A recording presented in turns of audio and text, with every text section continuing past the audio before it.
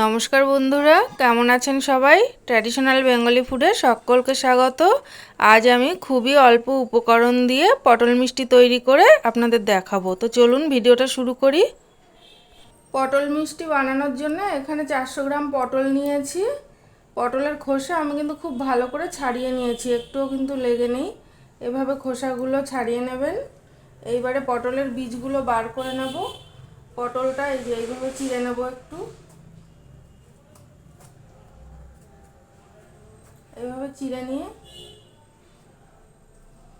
এই চামচের পেছনে দিয়ে এইভাবে বীজগুলো আমি বার করে নেব আস্তে আস্তে।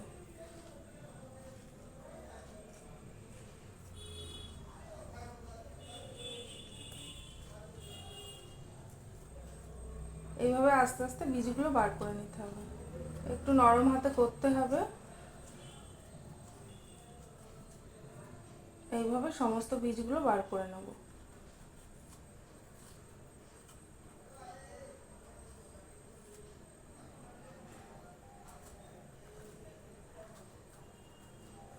এই যে বীজগুলো কিন্তু আমি সব বার করে নিয়েছি। এইভাবে সব পটলগুলো আমি বীজগুলো বার করে নেব।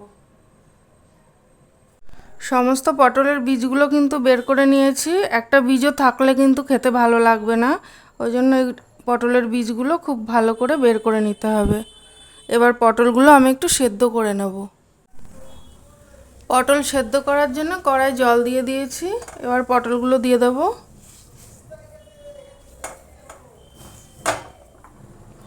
আর 1 চিমটে মতো একটুখানি খাবার সোডা দিয়ে দেব, যাতে পটলের রঙটা একটু সবুজ থাকে। সেদ্ধ হওয়ার জন্য ঢাকা দিয়ে দেব। পটলটা সেদ্ধ হয়ে গেছে, দেখুন কালারটা কি সুন্দর রয়েছে, কোনো রকম ফুড কালার ইউজ না করেই। তো পটলগুলো আমি এবার তুলে নেব, সেদ্ধ হয়ে গেছে।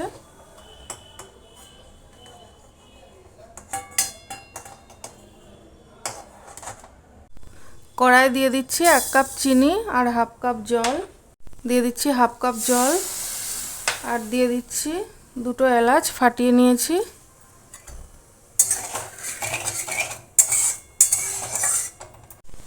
এবার পটলগুলো দিয়ে দেব।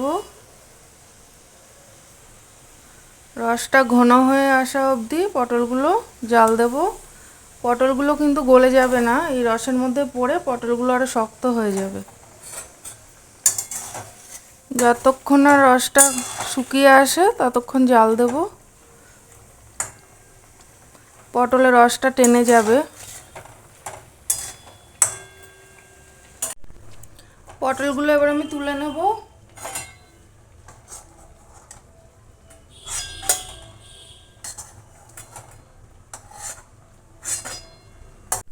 এখানে নিয়েছি 100 গ্রাম খোয়া ক্ষীর। ক্ষীরটা আমি একটু ভেঙে নিয়েছি।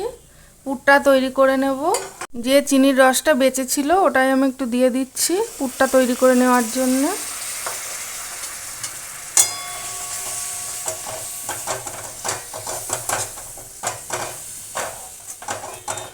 আর দিয়ে দিচ্ছি 2টো এলাচ ফাটিয়ে নিয়েছি। পুরটা এবার ভালো করে তৈরি করে নেব। রসটা আমি পুরোটাই দিয়ে দিচ্ছি।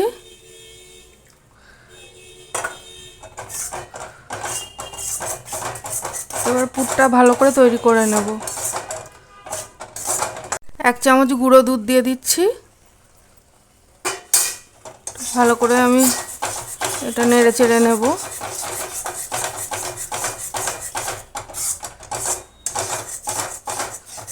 দিয়ে দেবো একটু আমন্ড কুচি। পুরটা প্রায় হয়ে গেছে।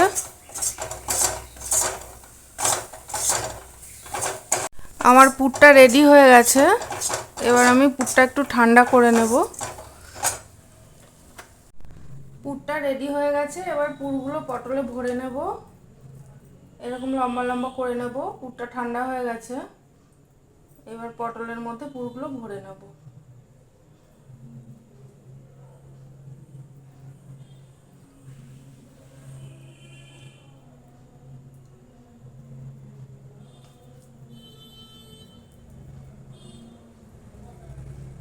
ব্যাস তৈরি হয়ে গেল পটল মিষ্টি।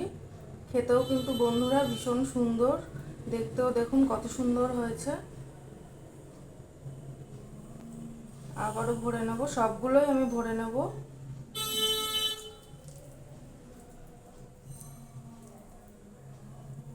এই যে এইভাবে ভরে নেব।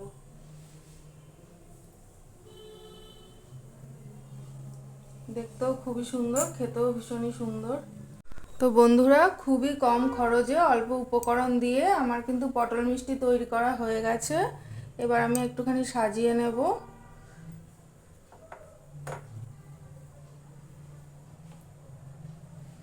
উপর থেকে একটুখানি আমন্ড কুচি দিয়ে সাজিয়ে দেব।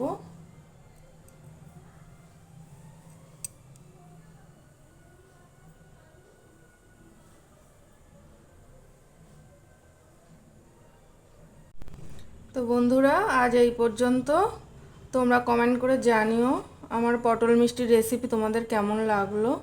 পরে আবার নতুন কোনো ভিডিও নিয়ে আসবো। ততক্ষণ ভালো থেকো।